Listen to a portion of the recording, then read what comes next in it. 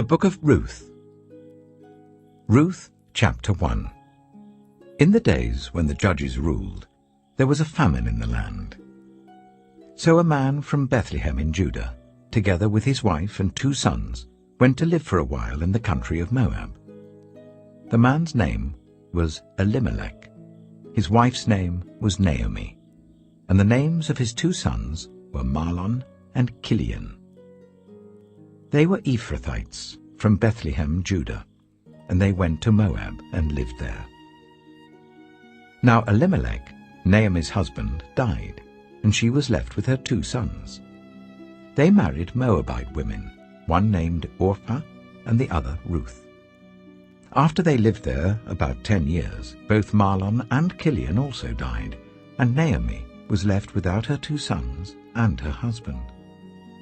When Naomi heard in Moab that the Lord had come to the aid of his people by providing food for them, she and her daughters-in-law prepared to return home from there. With her 2 daughters-in-law, she left the place where she had been living and set out on the road that would take them back to the land of Judah. Then Naomi said to her 2 daughters-in-law, "Go back, each of you, to your mother's home. May the Lord show you kindness, as you have shown kindness to your dead husbands and to me. May the Lord grant that each of you will find rest in the home of another husband." Then she kissed them goodbye, and they wept aloud, and said to her, "We will go back with you to your people." But Naomi said, "Return home, my daughters. Why would you come with me?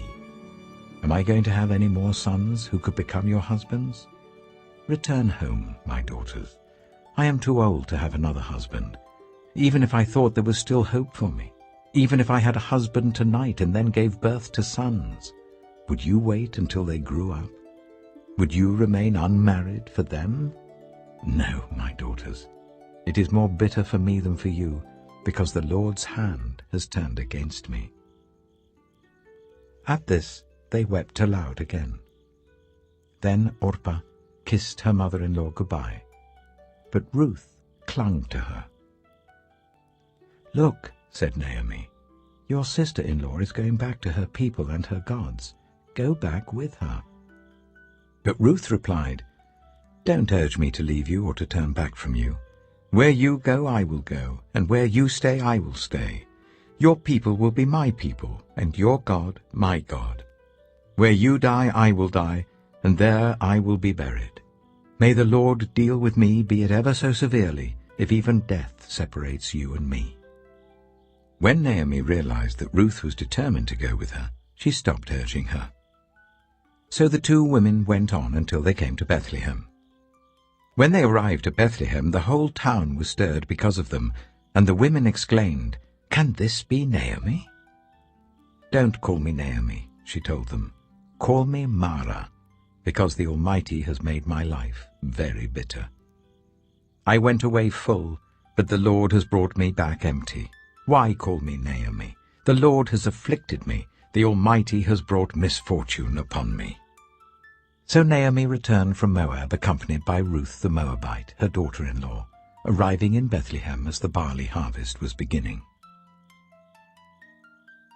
Ruth chapter 2. Now Naomi had a relative on her husband's side, a man of standing from the clan of Elimelech, whose name was Boaz. And Ruth the Moabite said to Naomi, "Let me go to the fields and pick up the leftover grain behind anyone in whose eyes I find favor." Naomi said to her, "Go ahead, my daughter." So she went out, entered a field, and began to glean behind the harvesters.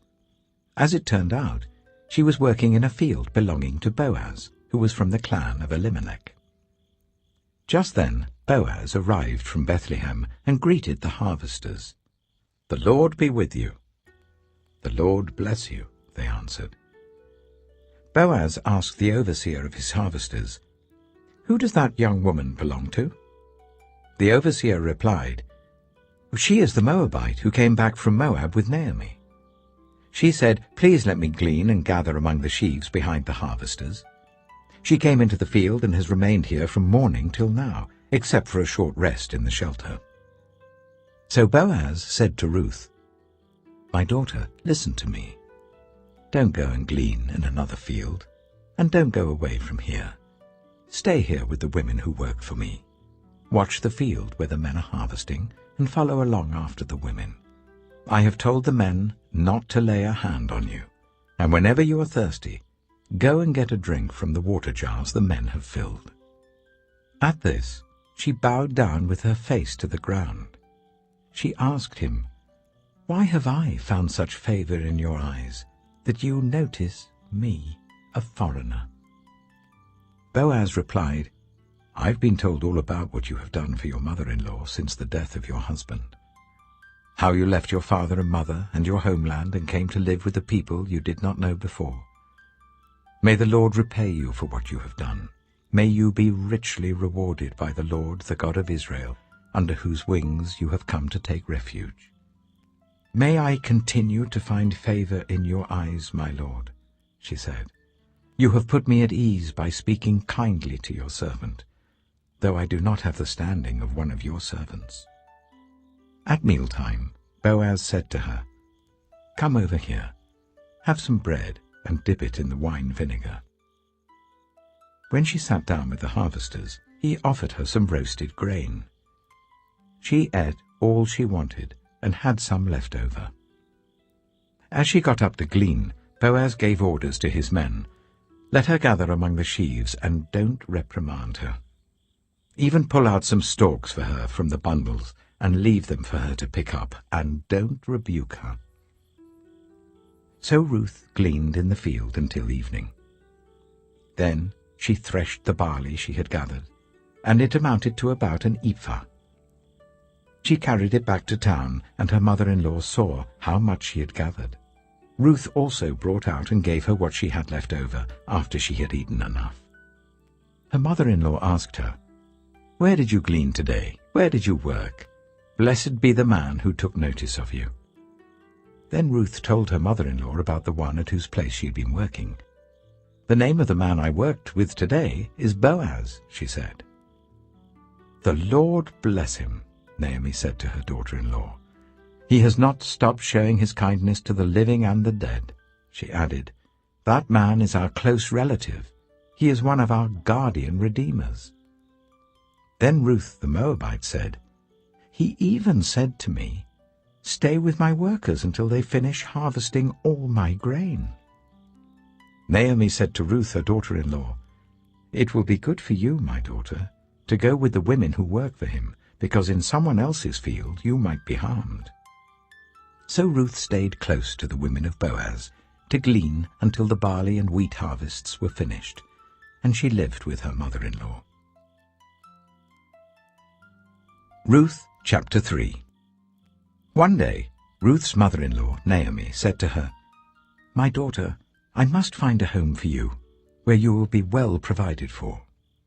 Now Boaz, with whose women you have worked, is a relative of ours. Tonight he will be winnowing barley on the threshing floor. Wash, put on perfume, and get dressed in your best clothes.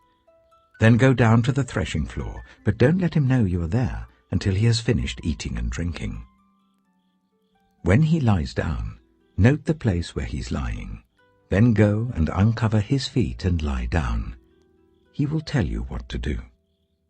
"I will do whatever you say," Ruth answered. So she went down to the threshing floor and did everything her mother-in-law told her to do.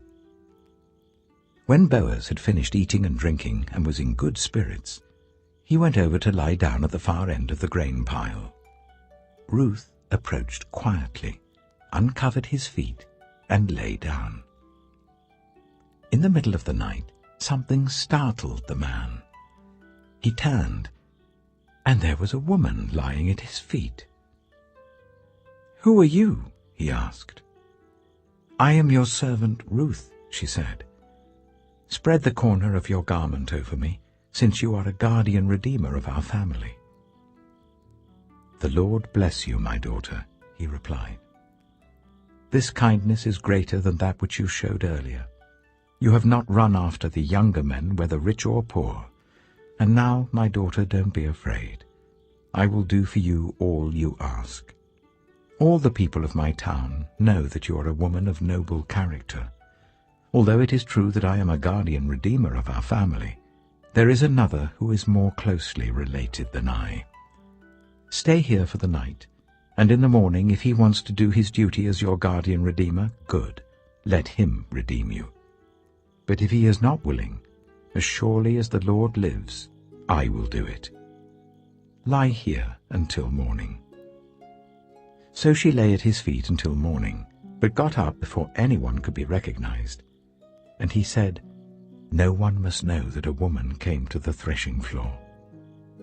He also said, "Bring me the shawl you're wearing and hold it out." When she did so, he poured into it 6 measures of barley and placed the bundle on her. Then he went back to town.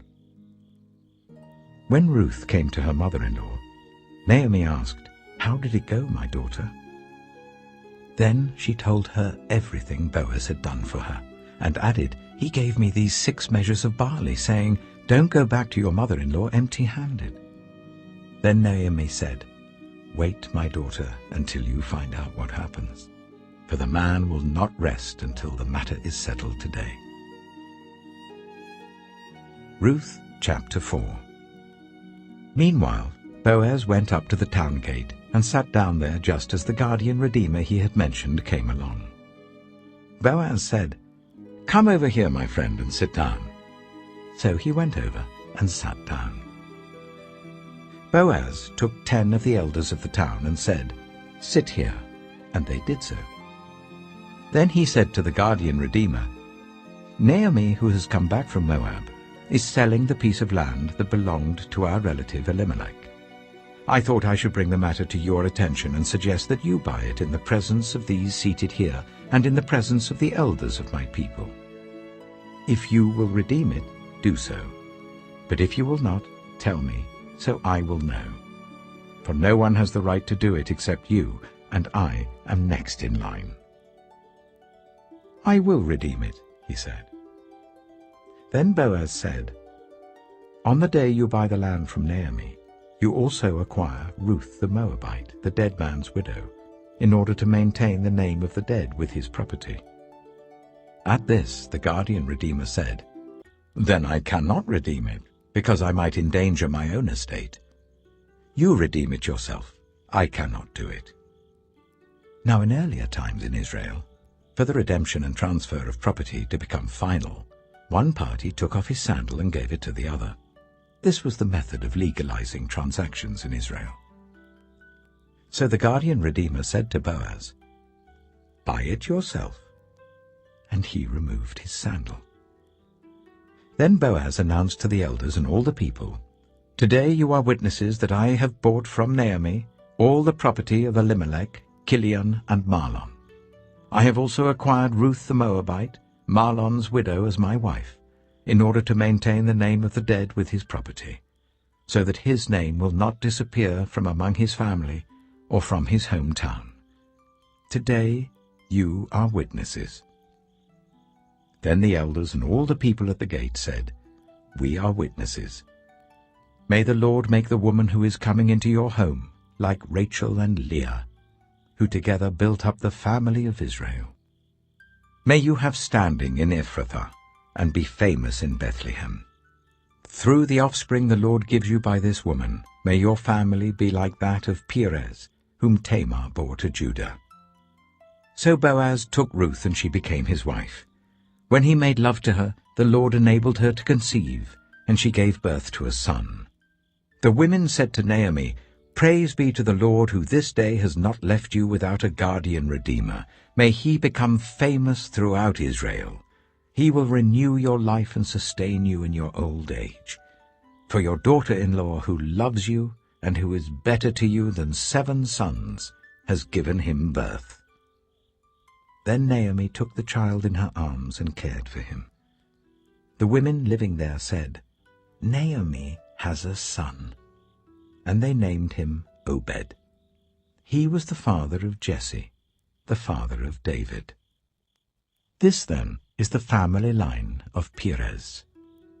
Perez was the father of Hezron, Hezron the father of Ram, Ram the father of Amminadab, Amminadab the father of Nahshon, Nahshon the father of Salmon, Salmon the father of Boaz, Boaz the father of Obed, Obed the father of Jesse, and Jesse the father of David.